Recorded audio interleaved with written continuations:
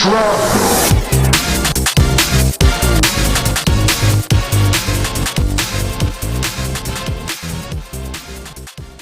Welcome to the Film Shrapnel Valentine's Day special. Hello, yes, happy Valentine's Day to you, Tobias. Happy Valentine's Day to you. Yeah, I'm all alone. Me too. So what are we doing today, man?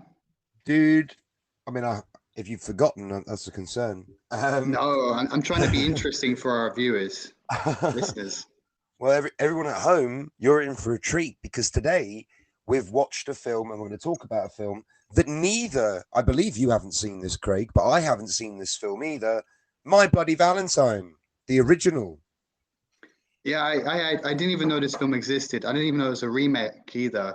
I had heard really? My Bloody Valentine, but I always thought that was a band. I was like, oh, there's a thing like that, cool, with that name. So yeah, that's a bit surprised.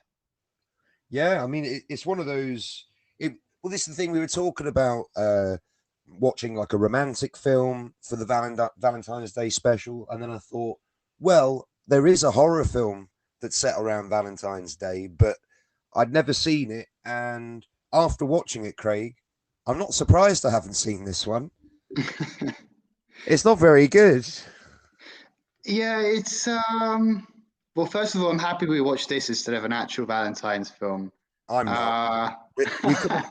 We could have watched Love Actually, or He's Just Not That Into You. They're really good. They're actually really good films. Well, this film, I think it's kind of like one of those. It's one of those films. Like, remember when we were talking before about The Godfather, and how at the time it was quite influential. Yes. But like as time has gone by, the effects of its influence are kind of like slightly, well, not disappeared, but they're less powerful. They're less impactful for sure. Yeah. Yeah, I think this one, I'm not comparing on the same level as The Godfather or anything like that, but yeah, sure, it's similar kind of thing, that it has some kind of influence over later films. Well, I was going to say something quite similar actually, but I do entirely agree. You can see a lot that this is drawing from that came before, and you can see a lot that came after that was a lot more successful. That like I say, this film both took inspiration and provided inspiration for so many horror films that I can think of, which we'll get into. But yeah, like this is quite an early 80s horror film, 1981. So it's a pretty early 80s horror. I feel like the 80s was a really good era for horror, and this was right at the beginning. But obviously Halloween came out in 1977, and that really kicked off the slasher genre. But before we jump really heavily into this film, should we very briefly go over the story for the listeners at home who might not have seen it? Yeah, I think we should. Otherwise, we'll confuse the shit out of people. Yeah. Well, I don't really know. Like, in a nutshell, there's a town called Valentine, small town America, town called Valentine in 1981. Canada, actually. Oh, is it Canada? So there's this town, everyone seems to know everyone. And 20 years earlier, some guy got trapped in a mine, had to cannibalize his friends to survive. He went mad and then went on a killing spree. And now in the present day, 1981, he has returned because there's been word of a Valentine's Day party, the first one in 20 years. Yes, and it was the 20 years before, when he was trapped in the mine, there was a Valentine's Day party. So like every year there was always the kind of threat that will he come back and murder people. And after 20 years, I guess they've decided, okay, you know what? He's obviously not coming back. So they decide for a party, and yeah, he does come back and he starts killing people. And this film, by the way, when it came out, was really censored, I believe, wasn't it?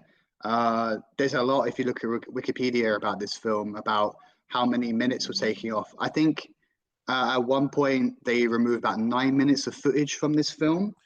And I don't know which version you watched. I don't even know which version I watched.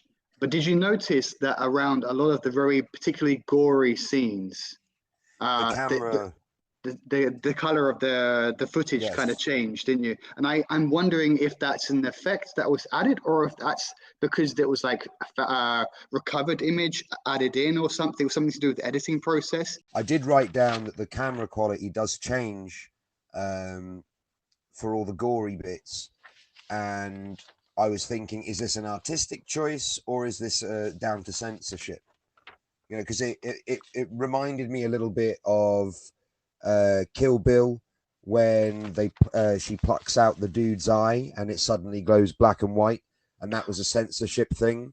Like as much as it looked artistic, it was because of censorship. I'm pretty Can I? sure Tarantino ideally wanted to put that in color. I think he did, but I do know it's also written on Wikipedia that this is Quentin Tarantino's favorite slasher film. Really? Yeah. That is surprising. I find that really surprising. I would have thought he would have said something like Halloween or Friday the 13th. I see a lot of both Halloween and Friday the 13th in this film. And obviously, Halloween came out before and Friday the 13th came out afterwards. But I see a lot of both films in this. But I'm surprised that Tarantino likes this one. Well, I didn't really like this film, if I'm honest. he has I an had fun interesting with it. taste. He does have interesting taste, but like, because this is quite schlocky, in it. Like, it wasn't so bad that you can get angry at it, but it wasn't good enough to keep you gripped. Like, there were so many times I really really would have loved to have had a break. Like, I really didn't like a lot of the characters in this. I found Yeah. everyone quite annoying. I felt that the film was full of idiots. Everyone's an idiot. Like, no one makes any sensible decisions, except so obviously when he starts killing people again, they immediately cancel the dance, and it's like, oh, okay, someone's actually doing something sensible in a horror film, which is refreshing. But then the rest of the film is surrounded by absolute idiocy. It's ridiculous how stupid everyone is in this film. One film historian called Adam Rockoff apparently says that this is probably one of the best and most polished slasher films. I think he's Really? referring. I think he's referring to this period, not like the entire genre. So I Mm. think maybe this film was kind of recognized for raising the bar a bit in terms of film quality, because there were some odds Yeah, I could see that. like we all say that Halloween started the slasher genre, right? Well, it was Black Christmas, really. Okay, fair enough. But in my head, I always think of Halloween first. And I Mm. remember just watching that film a few years ago. And there's a whole thing about Jamie Lee Curtis's character looking out a window and going, oh! And then you see Michael Myers or Mike Myers. What is he? I don't know. No, I'm getting Michael him mixed up. Myers. Michael Don't Myers. Don't confuse him confuse with him with Shrek. Austin Powers. Yeah. And you see a shot of him hiding, well, not exactly hiding, but behind like a sheet, a bed sheet that's like drying on a dryer, whatever you want to call it. And then the shot returns back to her, and she's like, "Huh?" As if it's Huh? just something's disappeared, and it goes back to there, and he's just gone. And it's just like, Yeah. come on, John Carpenter, surely you could have done better than that.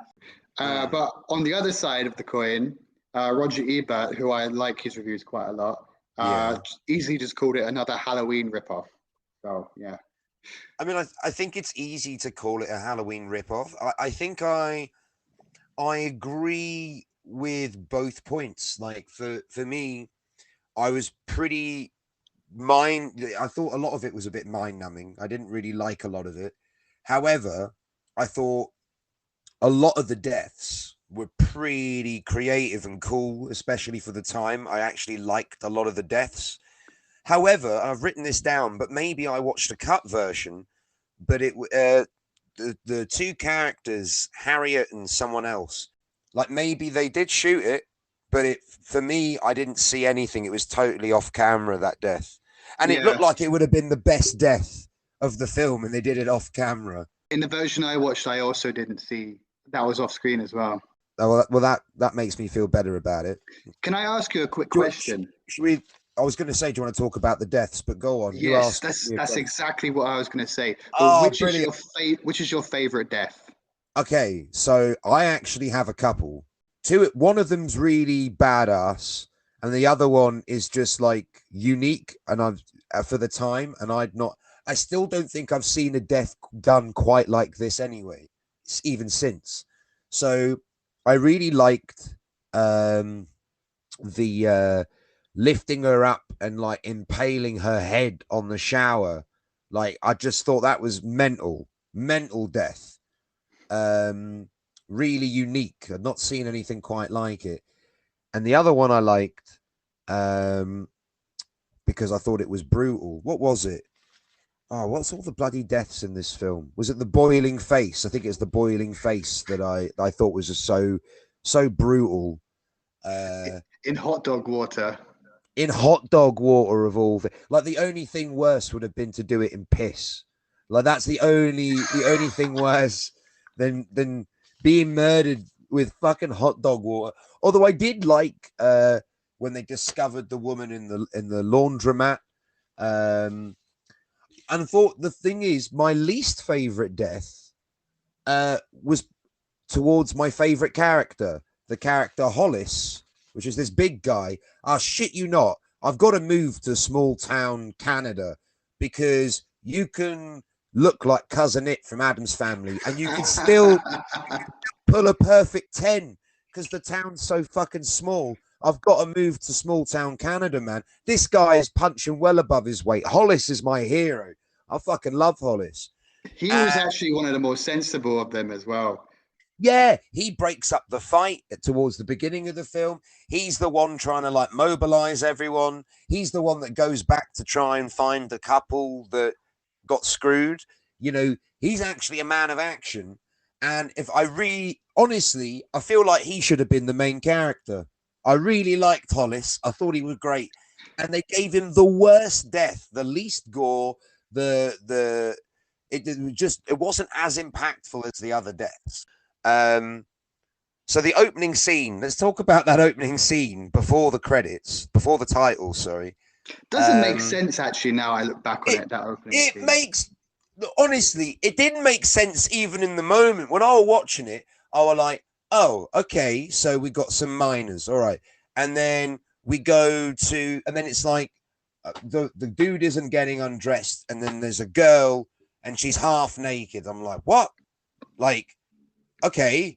And then she really likes this gas mask a bit too much. She starts basically jacking off the tubing on the mask. It's really strange. And then suddenly he just kills her. And like the note I've written down is I love the special effects, but I don't think you get any context to that scene in any other part of the film. All it is just an opening for the movie. The one of the first notes I put down, because yeah, I knew it was in Canada. Why does it look so warm? Like, sure, February in Canada, I imagine just being like the Arctic. I don't know. I've also not been to Canada. I think actually it was filmed in Nova Scotia, which is like southeast. Same place where they filmed Trailer Park Boys, by the way. And I was like, it was way too warm. I did find that they filmed it in autumn, but like I just didn't believe that this was. I didn't believe this was really Valentine's Day.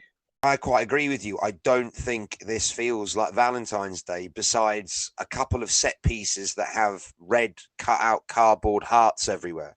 You know what the town reminds me of, and Go I on. think I say this a lot with films around this period. Uh, I think a lot of them when they try to set them in these kind of like small town communities, uh, it always reminds me of Jaws. And I don't. I think it's like Yeah. the rowdiness. Everyone is all. There's lots of people. Everyone's doing their own thing and talking over each other, and it just feels just remind me a lot of Jaws. And what added to that was the fact that we have like the mayor of the town who has to deal with a situation, and arguably the main character is kind of the police chief. Well, not one of the main characters anyway. I would say your male lead would be I forget his name now, TJ, I think his name was. I'd say he's your male Yeah. lead. and your female lead is Sarah. And I'd say that the sheriff, he's a vessel for the audience to gain exposition, while as the kids, and let's also use the word kids very lightly, because these are not fucking kids. They're easily in their mid-30s, but they keep getting called kids. The kids are in the mine. You got to get them out. What the fuck are you talking about? They're older than me. They're in their mid to late 30s, bare minimum. So yeah, so the kids in the mine, that's where we get all of like the horror unfolding, and on the surface with the sheriff is where we get context for the audience. And because obviously we'll reveal now in the podcast, there is a twist in this film, that all of the context that we're getting through the sheriff on the surface is misleading to the audience. It's not who you think it is. The whole movie from the very get-go, they're like, oh my God, Harry is back. And it's like, just because they already knew it was Harry, I was immediately expecting it to not be this guy that they're talking about. I was already expecting a twist based on how they're talking about this guy that was here 20 years ago and now he's back. Can I also add something about the 20 years thing? Mm-hmm. Like, it's really not that long. Like, it's not. You would remember that. And even if like these guys, the characters, yeah, like they do look quite old, but I think they're supposed to be in their mid-20s. They would have been kids, and like everyone would know about this. It probably would have been a big news thing, even like 20 years ago. Some guy kills a lot of people on Valentine's Day. I mean, like, because at the beginning it kind of feels like like people have forgotten it happened. Like, you don't forget that shit. Let's talk about that bar scene at the beginning where they're playing fucking Five Finger Fillet as a drinking game. And the dude behind the bar is basically making Valentine's Day like morbid as fuck. He's like, he's like, this town is cursed. This town is cursed. And then suddenly, like, because the vibe is we're at a party and the kids haven't talked about any nasty shit, and we've had no context really besides, like, they've had no context, because this is the thing, I was going to say that this flashback scene comes sort of out of nowhere. Like, it doesn't fit the tone of the scene, because like I say, you've got like the old barman who's telling the story, but it actually makes way more sense to have the flashback come through the sheriff's story rather than the kids. If you're going to make the kids unaware of this thing, maybe it would be better to keep them oblivious to it, because they just see this Harry story as like an urban legend or a myth from the town of Valentine. They don't really take it very seriously, whereas the older residents do take it seriously. So I think it would have made more sense to have the flashback through the sheriff's story rather than the kid's story. Just sort of felt a bit out of left field, just a little bit. It just suddenly we're in a flashback, and I'm like, oh, well, we were at a bar a second ago, and the kids weren't even talking about it. They were trying to ignore the fucking dude.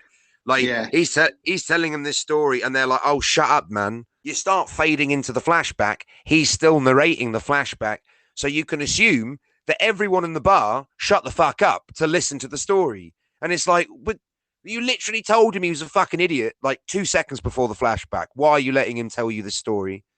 Yeah, don't get me wrong. I think it's a good backstory for a bad guy in an 80s slasher film. But I think it's just badly told, if I'm honest. I think a lot of this film is badly told. And I'm still so surprised that you've told me Quentin Tarantino cites this as the best slasher film, or at least his favorite. Yeah. Harry is not an intimidating name, is it? Like, it's not scary. It doesn't command like fear or anything. Although I suppose Jason or Freddy doesn't really command fear either. Or maybe the thing with Freddy is that's the thing. It doesn't sound threatening at all. Jason, I don't know, just sounds kind of cool. Well, see, Jason sounds like a bit of a fuck boy. He does. You knew a Jason at school. All the girls loved him, and he thought he was cool because his name was Jason. I actually did know someone called Jason at school who all the girls liked, actually. So, yeah. Oh, there you go, then. There is a thing.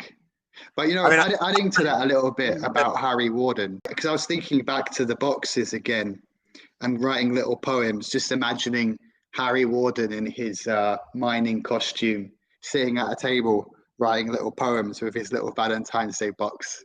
yeah. It just seems so ridiculous when you think about how would that have happened. Like, I don't know. It I mean, does seem quite silly. should we actually just flat out say what the twist is, and because then we can talk about it freely? Yes, let's do it. We've been halfway through. All right. So the twist is that it's not Harry Warren, Warren or Warden, whatever his name is. It's not him. It's actually one of the kids called Axel. And it turns out that he watched his dad get killed by Harry Warden 20 years ago. And so it's fucked him up. I've written as a note, he's just a fucked up dude. And I'm just too often the reason for a killer in a slasher film is he's just fucking mental. Like that's Halloween. That's this film. What I liked about Black Christmas, the original anyway, is that you never actually find out who the killer is. Therefore, you have no idea what the motive was. It's just some guy going around. You only ever see one of his eyes, and that's it. You never get to see who he is. You have no idea what the motive is. And I like that.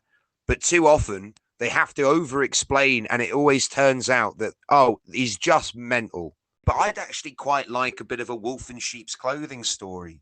I suppose that's what they're trying to do with Axel. Like he's pretending for most of the film that he's a normal dude and no one suspects him. But I fucking saw it coming a mile off. Like the moment he, in inverted commas, dies off screen, and they go back to look for him, and they just see a light sinking in water, and I'm like, well, he's the killer. He's the killer. There's no way. Or I was thinking maybe there might have been two killers, but I was like, he's definitely one of them. He'll definitely be the killer. So this is the thing. We know that Axel's the killer in hindsight. So let's go back to that opening scene. Does it provide us any context? Maybe he took a girl down there, because apparently women in this movie find mine shafts irresistibly sexy. I don't know how. I don't get it. I don't get it. It's fucking filthy and dark down there. There's rats, there's spiders. It's fucking grim.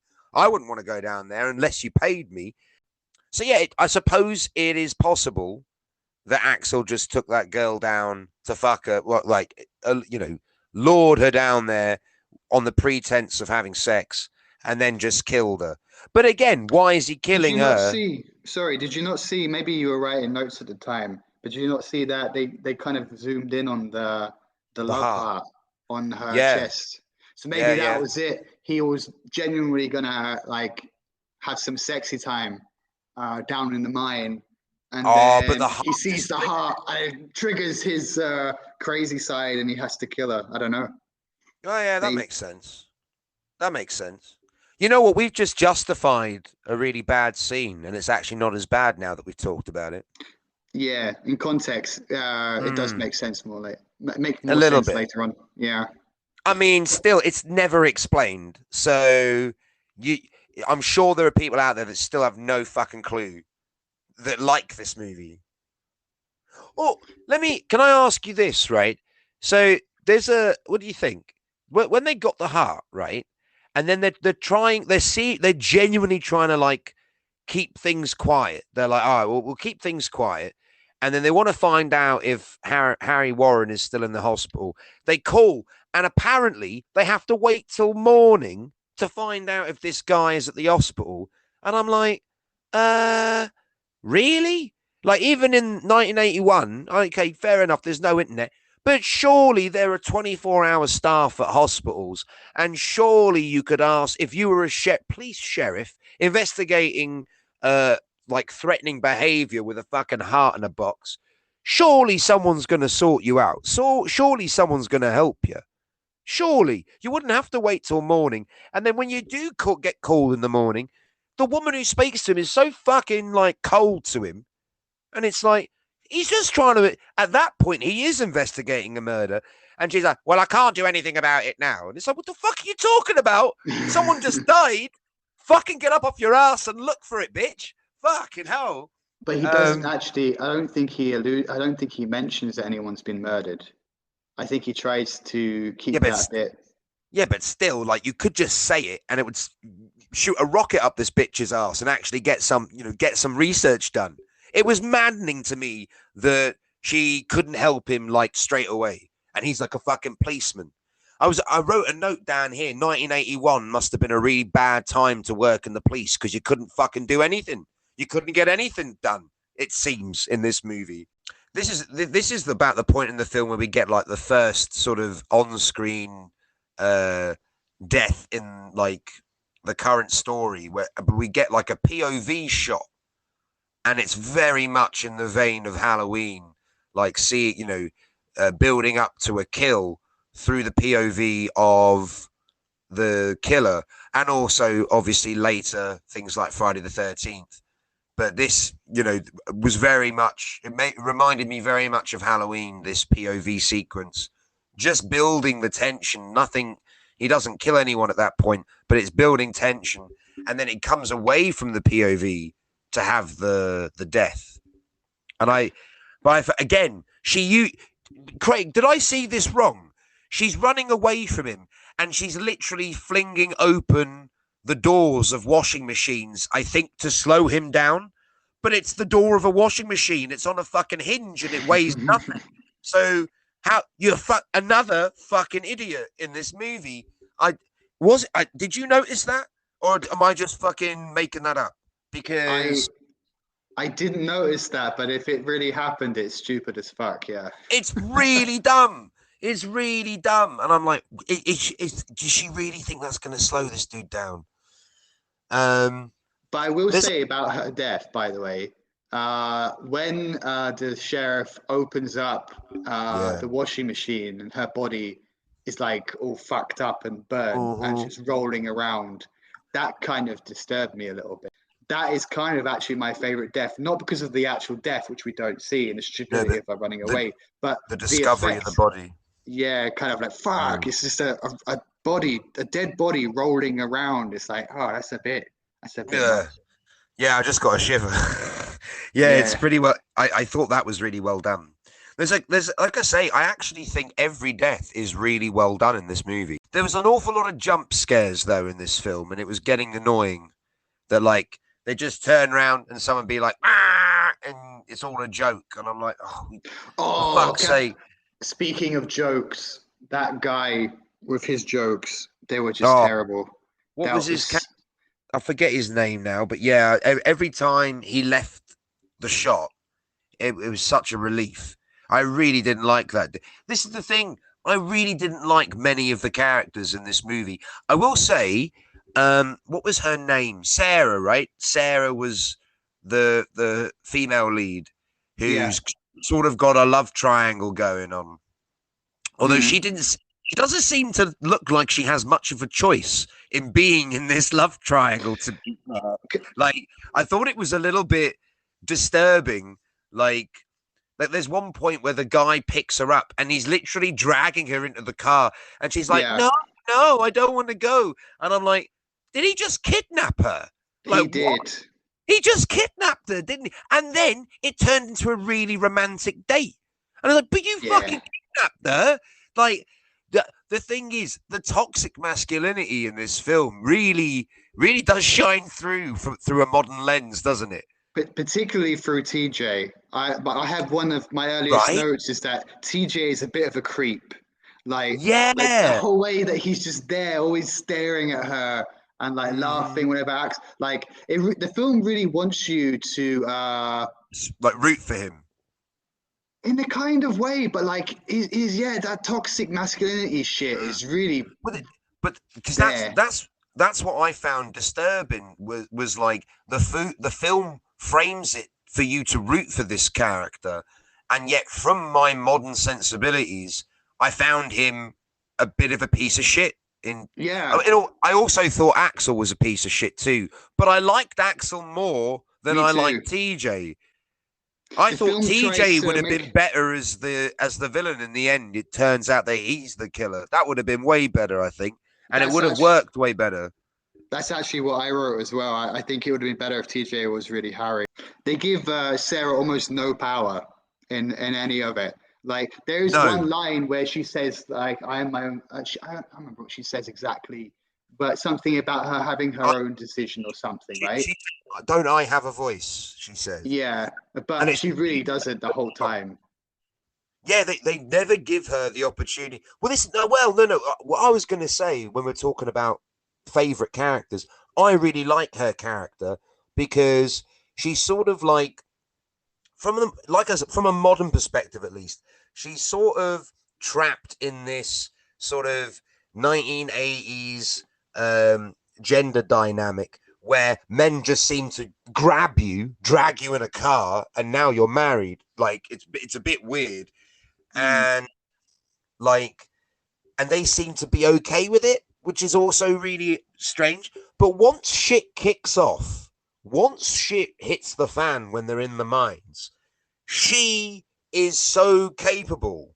I found her as a character really like she was the one like, okay, Patty, come on, we got to get the torch, we got to get the fuck out of here, like let's go. And then when they're climbing up the ladder, and that Patty really was pissing me off. And she's like, oh, I can't go on any further. It's like, you got legs. Yes, you can keep fucking running. You're just sad because your boyfriend's dead. And okay, fine. But get the fuck out because the longer you meander about, the more danger you're putting your friends in. So just grow the fuck up, get out of there first, mourn your boyfriend later. Yeah, for me, I thought Sarah was really competent as a female lead. And I think it's such a shame that she wasn't more competent earlier in the film when the boys are basically fighting over ownership of her, really. Yeah. Well, just I was going to say about the whole thing. Is it? Did you say her name was Patty, the other woman? I think Uh, so. maybe, really Hollis, although he was a big lad, maybe he was the real catch in the relationship, and that's why she's so sad. She was so happy to have had Yeah.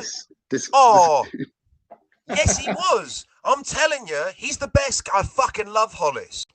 But yeah, I'm still quite perplexed that a kidnapping turns into a rape. I mean, obviously, he didn't really kidnap her, but like when you watch it in the moment, she's saying, "Get off me! I'm not going anywhere." And he's like, Yeah, "I don't care."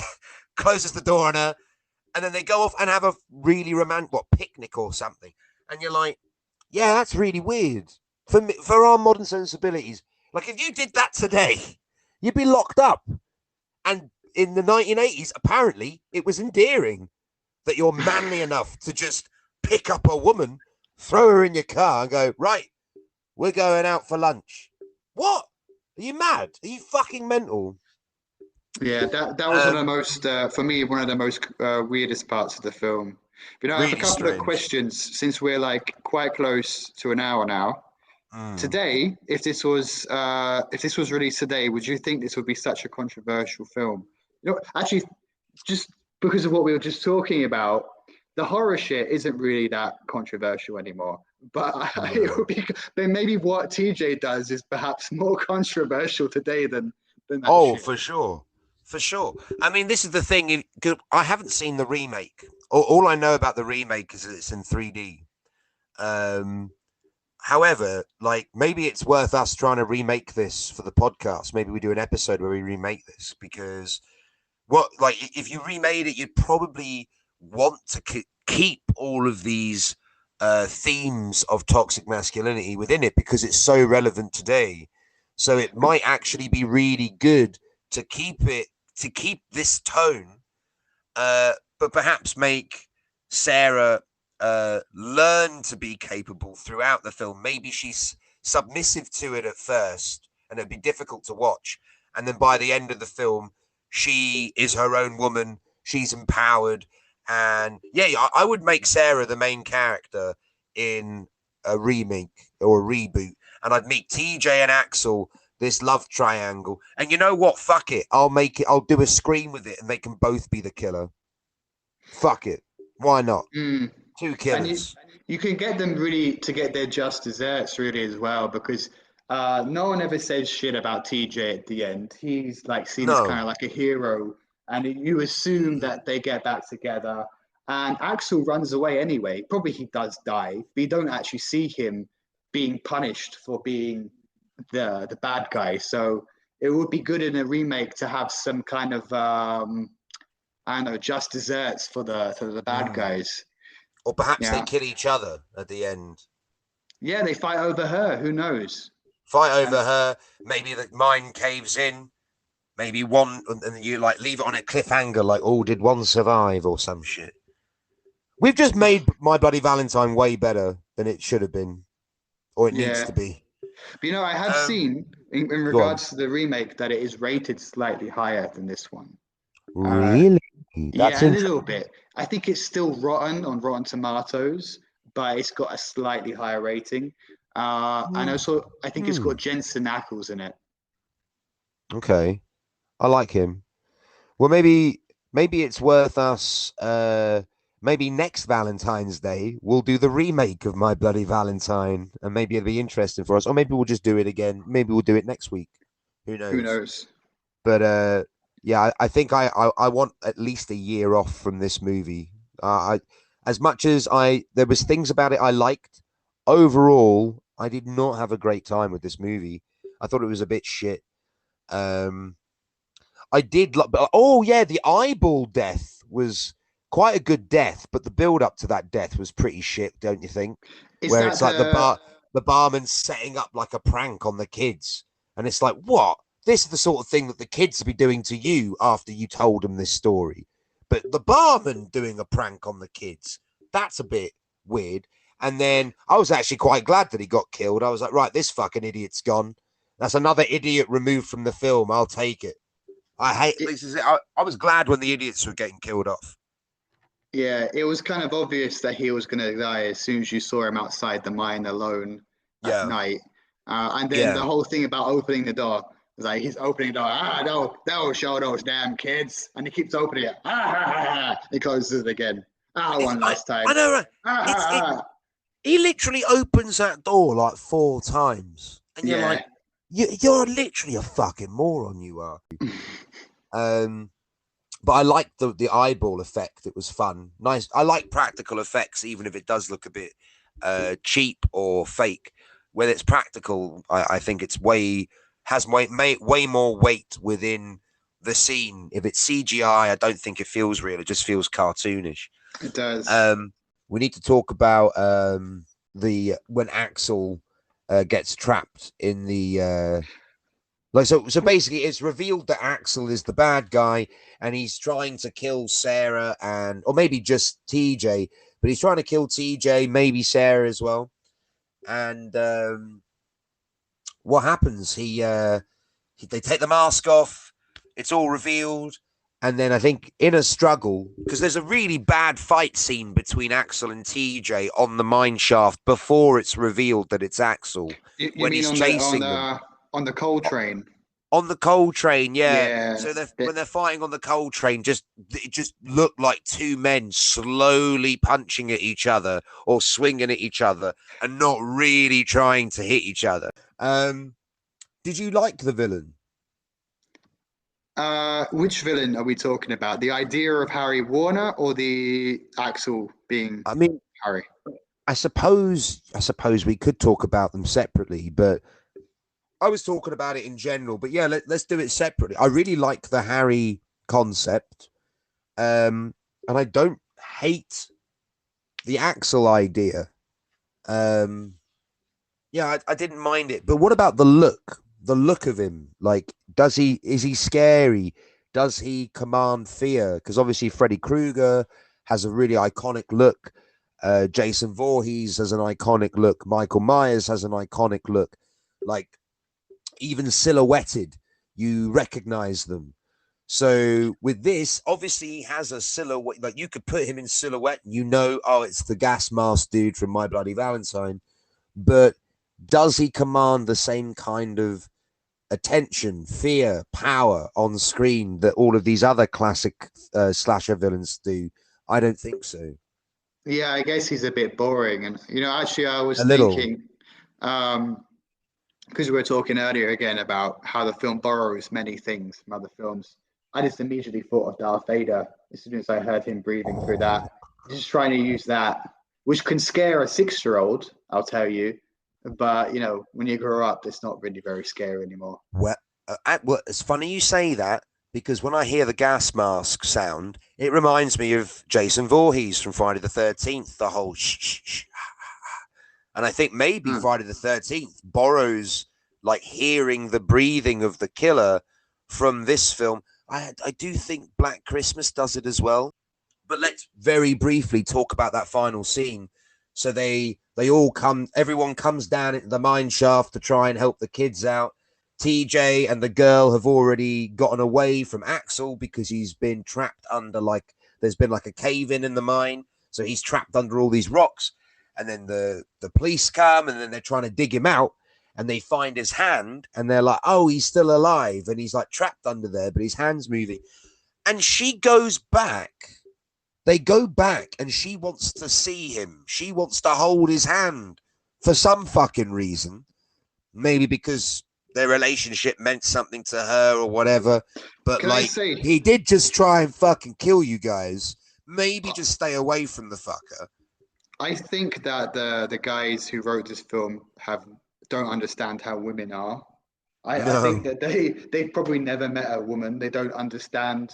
The final moment of this film is she goes to grab his hand, he grabs her back, and then gnaws his own arm off to get away, and he just runs into the darkness maniacally laughing, and then that's the end of the movie. So it sort of sets up a sequel as well.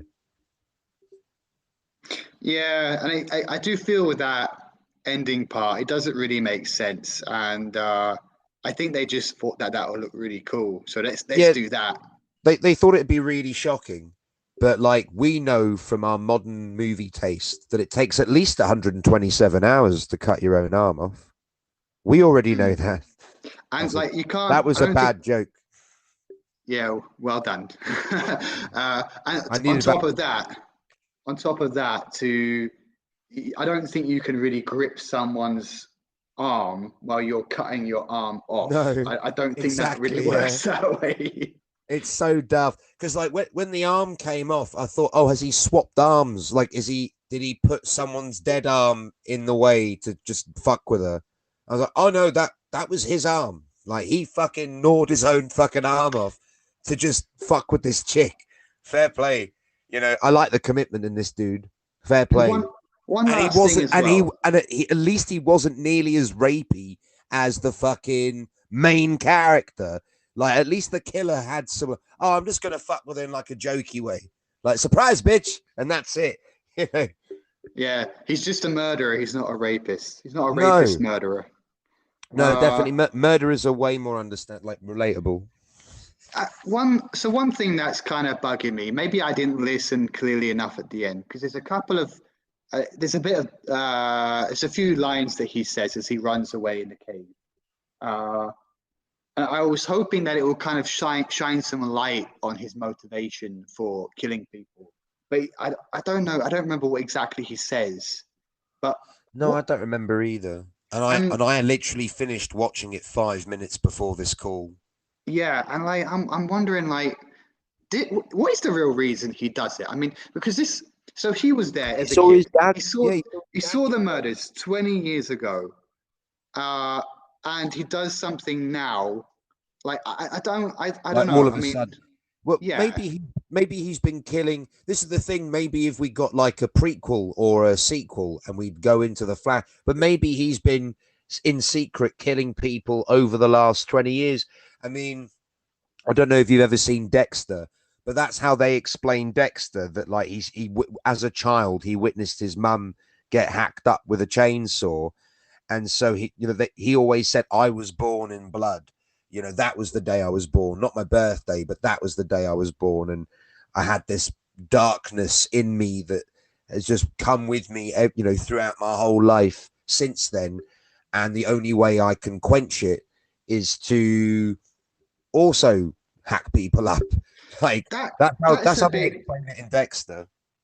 that's a bit dumb though, isn't it? I mean, I don't think witnessing a murder just makes Well, you into a murderer.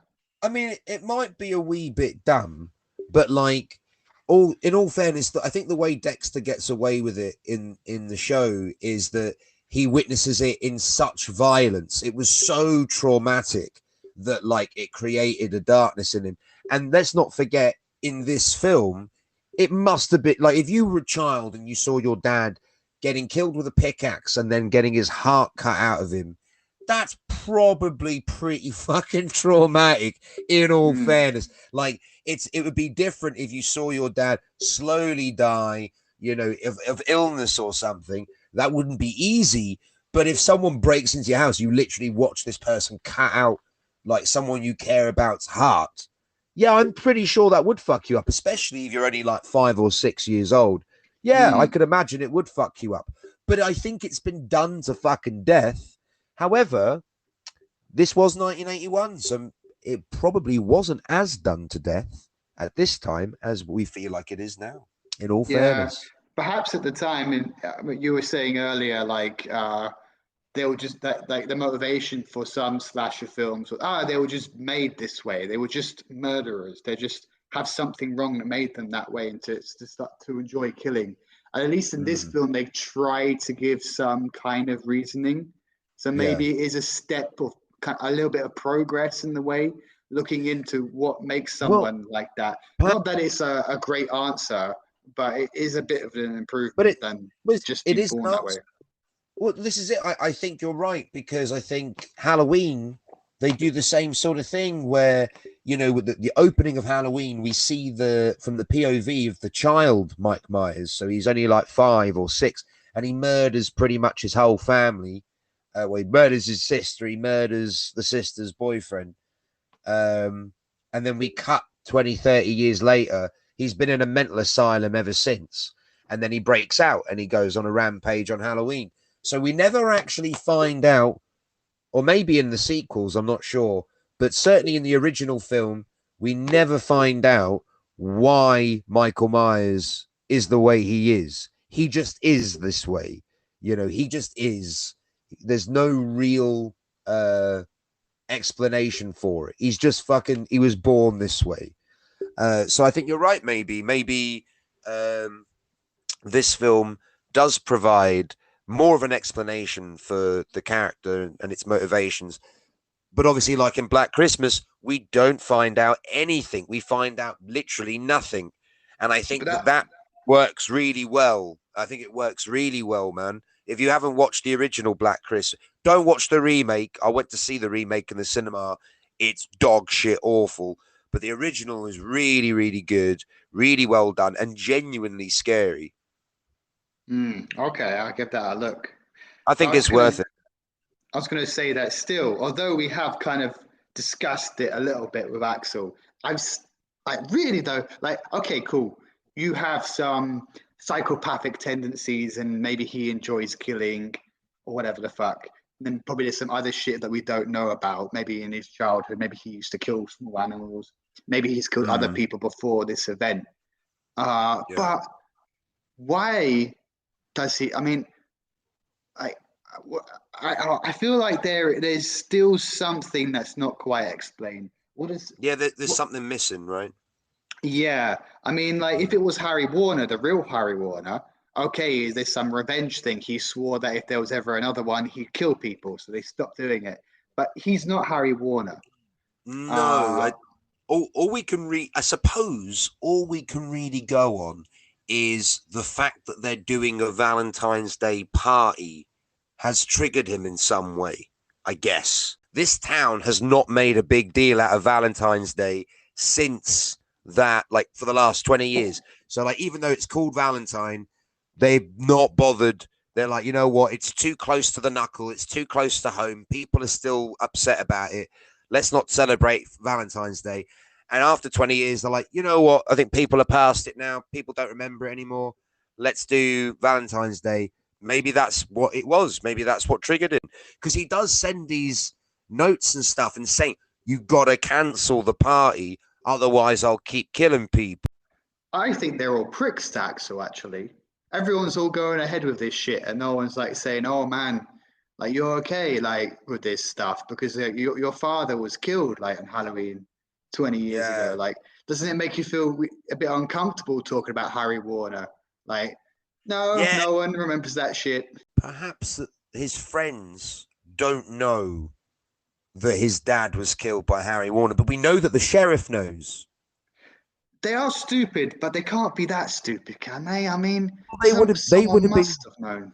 yeah, but they would have been toddlers when it happened, so like they probably wouldn't even have like recognized it as real news. Maybe they heard their parents having a conversation about it, but like, you know, as children, things like this don't really hit your radar, in all fairness. But I maybe dis- it was hidden from the kids. Maybe Axel didn't tell the kids, oh yeah, my dad was murdered by that guy. Because they do talk about it quite openly. And they never mention the his dad was killed by Harry until right at the end when it's revealed that Axel is actually the real killer. when it's really convenient. Yeah, Yeah. but I disagree. I mean, even if they were little kids, I think they must have been about maybe what 4 to 6 years old. So I'd say they're Yeah, supposed to something be in like their that. mid-20s or something, right? Yeah. I think they would have. There's no way escaping it. If you live in a small town like that and something that horrific happens, there's just no way people are going to let that shit up. I highly doubt it. They must have talked about it. Yeah, you would have thought. You would have thought. But again, it might have been an active effort on Axel's part to keep it hidden. But this thing, we'll never know because they don't fucking explain it. We'll You know, recast it and then we'll do it better. this We'll is it, think of all yeah. these things. We should remake this and we should make TJ the killer, really. I want TJ to be the killer. Yeah, but there is the one thing about Axel being the killer and not TJ is that maybe with TJ, because he is such a creep, it feels too obvious, doesn't it? You look at him and think, yeah, he could probably kill someone. Axel, man, not so much. So maybe there is some strength in having TJ not be the bad guy and Axel to be the bad guy. But yeah, if we recast it, we'll do a much better job. I think so. Yeah, I think we've kind of finished. You had a good Yeah, summary earlier that you said. What did you say? I forgot Uh, now. Something about it. It borrows a lot of elements Oh, from past films, it and it kind takes of inspires many. it draws a lot of influence and it provided a lot of influence, and that's probably a big compliment, really. It's probably a very big compliment for a movie that I didn't really like in the moment. I still don't think I liked it. I'm still surprised Quentin likes it. Well, I'm not surprised he likes it. I'm surprised that it's his favorite. It's interesting. Interesting. Maybe he doesn't say in what context this is favorite. Maybe it's just in terms of could be in terms of special effects, Could be. or that it's just a bit more polished than some of the other films. Who knows? All right, man. Let's wrap this up. All right, man. Much love, Craig. Thank you, everyone, for coming out once again to listen to us chatting a fuck ton of bullshit about movies. And have a lovely Valentine's Day with the horror film of your heart's desire. Yes. Enjoy your Valentine's Day, people. Happy Valentine's Day. What is that muskiness at the end? Mate, I'm like half coughing. I'm half coughing, and I'm trying to like hold it in, and I can't do it because I'm trying to do an outro, and my voice won't allow it. My throat is just fucking with me. I'm going to start the outro again. This is Film Shrapnel. Have a fucking great Valentine's Day. Maybe you won't be watching a horror film like me and Craig, but then maybe you will. Maybe you'll watch this one and you can watch it along with us. That sounds like fun.